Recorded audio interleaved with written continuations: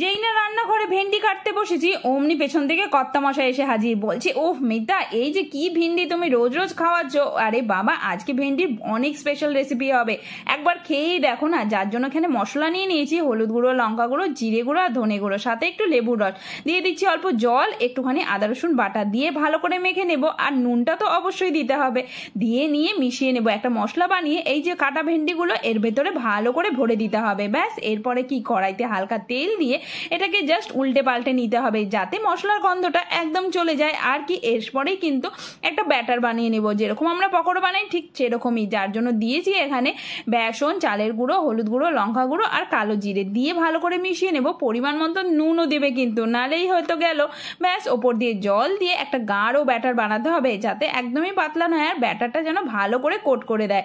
এর মধ্যে মশলাদার ভেন্ডিটাকে ডুবিয়ে দিয়ে ভালো করে এটাকে এরকম করে মেখে নিতে হবে। আর কি, কড়াইতে তেল গরম করে দিয়ে দিতে হবে ভেন্ডিগুলোকে। আর লাল লাল দুপাশে ভাজা হয়ে গেলে কুড়মুড়ে ভেন্ডি বার করে দিতেই কিন্তু একদম কর্তামশাই বলছে, এরকম মশলাদার ভেন্ডি হলে রোজই খেতে চাই।